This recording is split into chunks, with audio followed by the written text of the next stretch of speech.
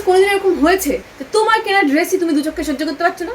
আমার হয়েছে ভাই, কি একটা ফায়ার ব্রিগেড মার্কেট ড্রেস কিনেছি, তার মধ্যে অর্ডার দিয়েছিলাম এম, এসে গেছে এল। হ্যাঁ আমি সেই জন্ম করে যে ভুলভাল জিনিস এলেও আর ফেরত দেয় না। এটা খুব সুন্দর মডেল, এটা পরে বসেছিল, তখনই বোঝা উচিত ছিল যে ড্রেসটা ক্যাটরিনা কাইফকে মানাবে সেটা কি আর তোমাকে মানাবে। এই হচ্ছে সেই ড্রেসটা, দেখুন বাড়ি রং করার সময় যাতে রং না লেগে যায় এইরকম ড্রেস পরে তারা আসে। সত্যি কথা বলতে কি আমি তো সব ড্রেসে স্টাইলিশ লাগে। দেখো আমাদের যা এজ, এই এজে না টেনশন হওয়া কিন্তু মাস্ট। তা বলে টি জোনকে অয়েলি রাখা যাবে না, ভালো করে পাউডার দিয়ে ঢাকা দিয়ে দাও। ঠিক যেমন তোমার সামনের জন্য টেনশন কাটাতে তোমার একটা জাস্ট স্মাইলি কাফি।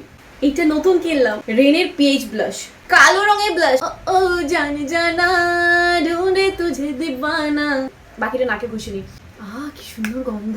ল্যাকমির লিপ লাইনারটা নিয়েছি, এটা দিয়ে লিপ লাইনটা ড্র করি। রেনে থেকে একটা ফ্রি প্রোডাক্ট পেয়েছি, বাট এটা অ্যাপ্লাই করবো না।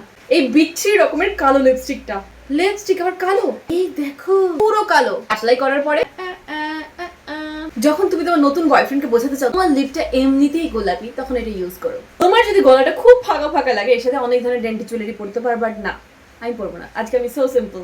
প্রোডাক্টের লিংক চাই কমেন্ট করো, আর ইউটিউব থেকে যারা দেখছো স্ক্রিনের মধ্যে যে অ্যাফিলিয়েট লেখা বাটনটা দেখতে পাচ্ছ ওখানে ক্লিক করো, পেয়ে যাবে। বাই দ্য ওয়ে আমি রেডি হয়ে গেছি, এখন রং করতে গেলাম বালতি নিয়ে। বাই।